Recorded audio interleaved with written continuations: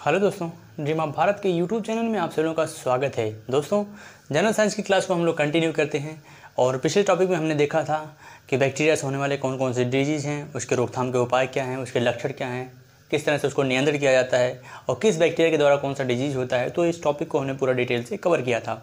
तो आज अगला टॉपिक है और अगले टॉपिक को कंटिन्यू करने से पहले एक छोटा सा निवेदन है, आप हमारे चैनल को सब्सक्राइब और शेयर करना बिल्कुल ना भूलिएगा।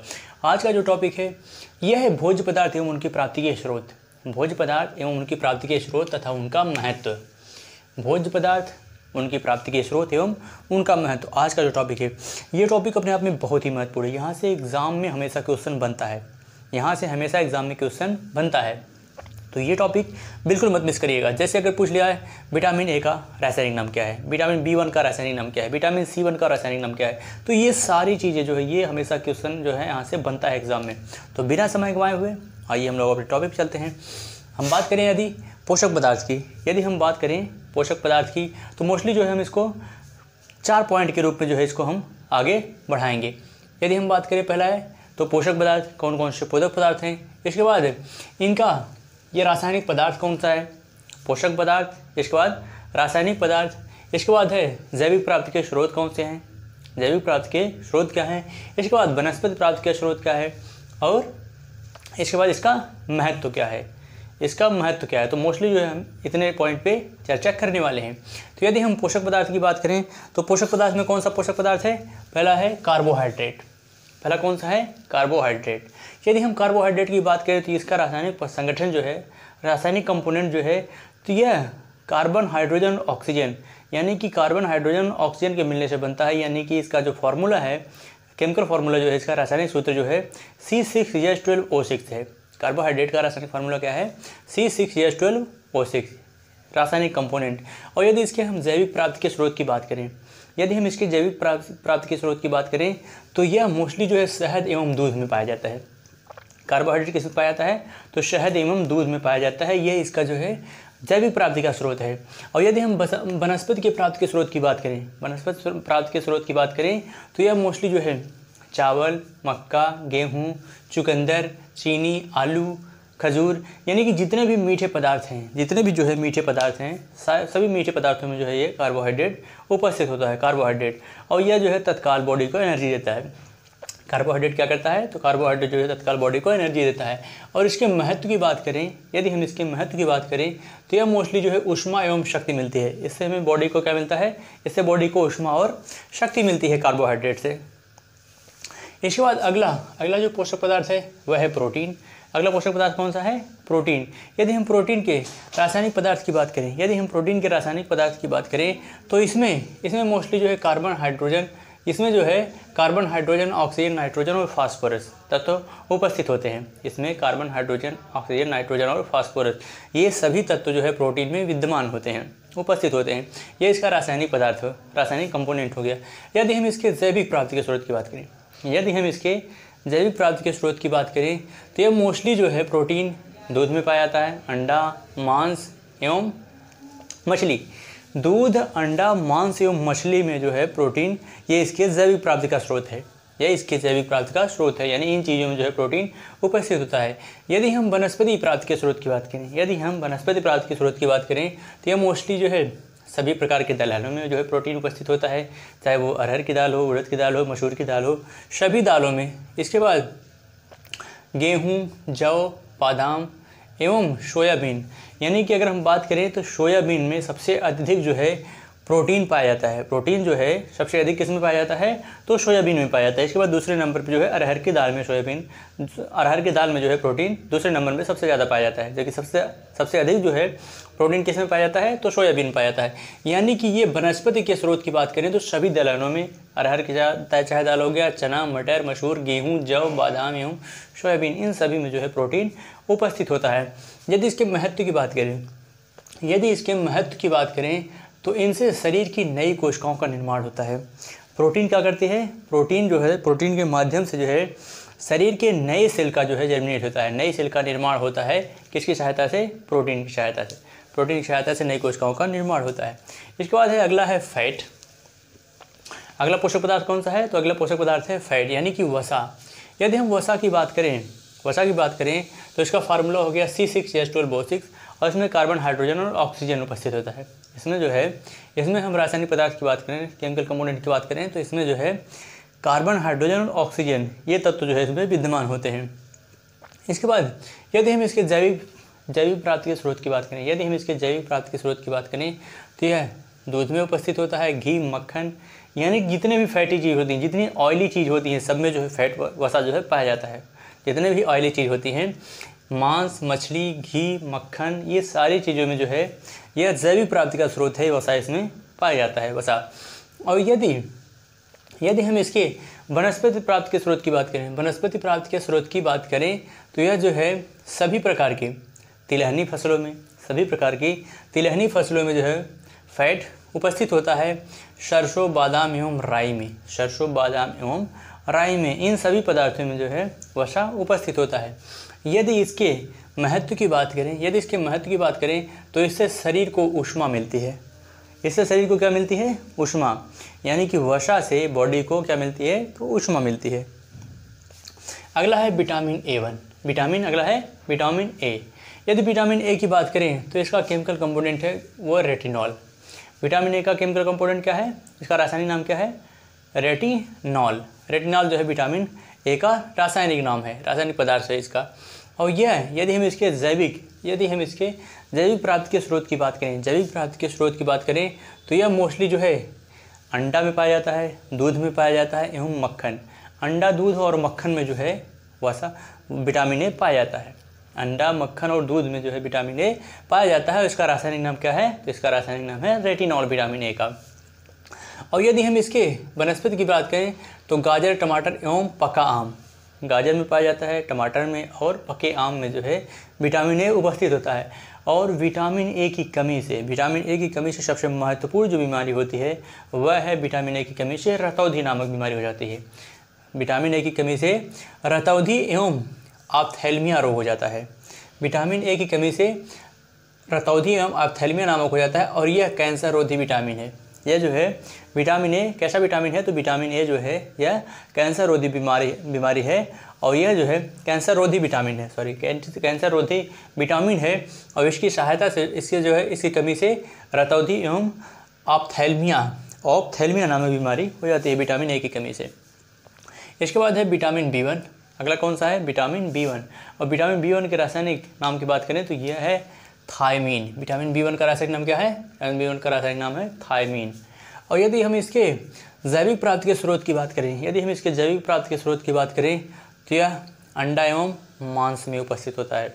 यह अंडा एवं मांस में पाया जाता है। विटामिन B1 जो है यह अंडा और मांस में पाया जाता है। जबकि इसके वनस्पति प्राप्ति के स्रोत की बात करें तो यह चना में पाया जाता है, बादाम में एवं हरी सब्जियों में। चना, बादाम एवं हरी सब्जियों में जो है यह उपस्थित होता है, चना, बादाम और हरी सब्जियों में। और इसकी कमी से वेरी नामक रोग हो जाता है। विटामिन B1 की कमी से जो है विटामिन B1 की कमी से वेरी नामक रोग हो जाता है। विटामिन B1 की कमी से वेरी नामक रोग हो जाता है। अगला है विटामिन B2। अगला कौन सा है? Vitamin B2। और यदि इसके रासायनिक नाम की बात करें तो राइबोफ्लेविन। इसका क्या रासायनिक नाम है? इसका रासायनिक नाम है राइबोफ्लेविन। और यह दूध एवं अंडा में, यानी कि यह जैविक प्राप्ति के स्रोत की बात करें तो यह दूध और अंडा में उपस्थित होता है। यह दूध और अंडा में पाया जाता है। और इसके वनस्पति प्राप्ति के स्रोत की बात करें, यदि हम इसके वनस्पति के प्राप्ति के स्रोत की बात करें तो यह गाजर एवं हरी सब्जियों में उपस्थित होता है। विटामिन B2 गाजर एवं हरी सब्जियों में उपस्थित होता है। और इसकी कमी से बौनापन, यानी कि इसकी कमी से जो है डॉर्फनेस का लक्षण आ जाता है। इसकी कमी से जो है डॉर्फनेस यानी कि बौनापन का जो है लक्षण आ जाता है इसकी कमी से, यानी कि विटामिन B2 की कमी से डॉर्फनेस यानी कि बौनापन का लक्षण आ जाता है। अगला है विटामिन B3। और विटामिन B3 की बात करें तो इसका रासायनिक नाम है पेंटोथेनिक अम्ल। पेंटोथेनिक एसिड जो है इसका नाम है विटामिन B3 का। और इसके जैविक प्राप्ति के स्रोत की बात करें तो यह मांस एवं मछली में उपस्थित होता है। यह किस में उपस्थित होता है? मांस एवं मछली में उपस्थित होता है। और इसके वनस्पति प्राप्ति के स्रोत की बात करें तो यह चुकंदर, मटर एवं ईस्ट में उपस्थित होता है। विटामिन B3 चुकंदर, मटर एवं ईस्ट में जो है यह उपस्थित होता है। Vitamin B3। और यदि इसके महत्व की बात करें तो इससे जो है क्या होता है, इससे बदहजमी की जो है शिकायत इससे उत्पन्न हो जाती है विटामिन B3 की वजह से। विटामिन B3 यानी पेंथोइक अम्ल की वजह से क्या होता है, बदहजमी की कंडीशन उत्पन्न हो जाती है। अगला है विटामिन B5। अगला कौन सा है, अगला है विटामिन B5। और यदि इसके रासायनिक नाम की बात करें विटामिन B5 की, यह तो निकोटिनोमाइड या नियासिन। इसका रासायनिक नाम क्या है, निकोटिनोमाइड या नियासिन। विटामिन B1 का, विटामिन जो है B5 का रासायनिक नाम क्या है, निकोटिनोमाइड या नियासिन इसका रासायनिक नाम है। और यह मांस एवं मछली में उपस्थित होता है। यदि इसके हम जैविक प्राप्ति के स्रोत की बात करें तो यह किस में उपस्थित होता है, मांस एवं मछली में। यह मांस एवं मछली में उपस्थित होता है। और इसके रासायनिक, इसके जो है वनस्पति प्राप्ति के स्रोत की बात करें तो यह हरी सब्जियों एवं मटर में उपस्थित होता है। यदि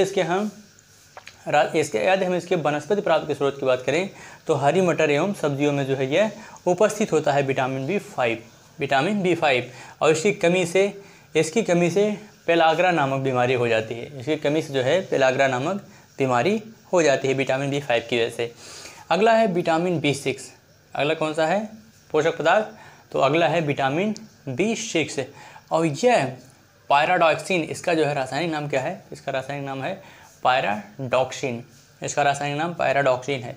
और यह जो है यदि हम इसके जैविक प्राप्ति के स्रोत की बात करें तो यह मांस एवं अंडा में उपस्थित होता है। यह मांस एवं अंडा में उपस्थित होता है। और यह इसके वनस्पति प्राप्ति के स्रोत की बात करें तो यह हरी सब्जियां और अंकुरित अनाज में उपस्थित होता है। यह किस में उपस्थित होता है, हरी सब्जियां और अंकुरित अनाज में जो है यह उपस्थित होता है। और यदि हम इसके महत्व की बात करें तो विटामिन B6 की वजह से चर्म रोग हो जाता है। विटामिन B6 की वजह से कौन सा रोग होता है, तो विटामिन B6 की वजह से चर्म रोग हो जाता है। विटामिन B6 की वजह से चर्म रोग हो जाता है। अगला है विटामिन B7 या H इसे कहते हैं। विटामिन B7 या इसे H भी कहते हैं। और यह इसके रासायनिक नाम की बात करें तो इसका रासायनिक नाम है बायोटीन। विटामिन B7 या H का रासायनिक नाम जो है वह क्या है, बायोटीन। इसका रासायनिक नाम है बायोटीन। और यह यदि हम इसके बात करें जैविक प्राप्ति के स्रोत की तो यह अंडा एवं यकृत में उपस्थित होता है। यह किस में उपस्थित होता है, अंडा एवं यकृत में। और यदि इसके हम वनस्पति प्राप्ति के स्रोत की बात करें तो यह हरी सब्जियों में उपस्थित होता है। विटामिन B7 किस में उपस्थित होता है, विटामिन B7 जो है यह हरी सब्जियों में उपस्थित होता है। विटामिन B7 जो है यह हरी सब्जियों में उपस्थित होता है। और इसकी वजह से जो है वह अरक्तता, इसकी वजह से कौन सी बीमारी हो जाती है, तो इसकी वजह से जो है अरक्तता की जो है कंडीशन उत्पन्न हो जाती है। अगला है विटामिन B11 या इसे M भी कहते हैं। विटामिन B7 या M। अगला पोषक पदार्थ कौन सा है, तो विटामिन B7 या B11 या M। और इसका रासायनिक नाम की बात करें तो यह है फोलिक एसिड। इसका रासायनिक नाम क्या है, फोलिक एसिड। विटामिन B11 का रासायनिक नाम क्या है, फोलिक एसिड। और यदि इसके हम जैविक प्राप्ति के स्रोत की बात करें, तो यह मांस एवं यकृत में उपस्थित होता है। यह भी किस में उपस्थित होता है, मांस और यकृत में उपस्थित होता है।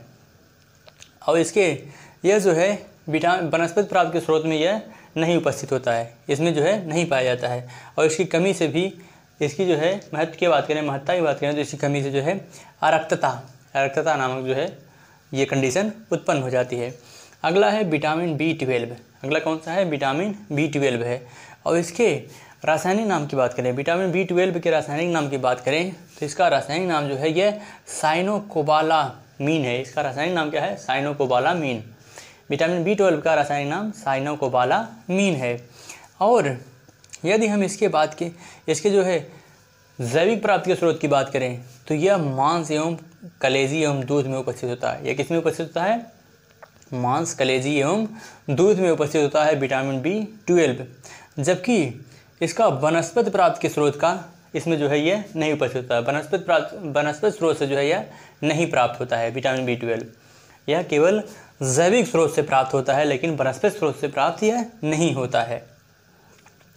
और अगला है विटामिन C।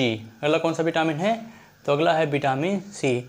और विटामिन सी की कमी से इसकी बात करें तो यदि हम इसका जो है रासायनिक नाम की बात करें तो इसका रासायनिक नाम है स्कॉर्बिक एसिड।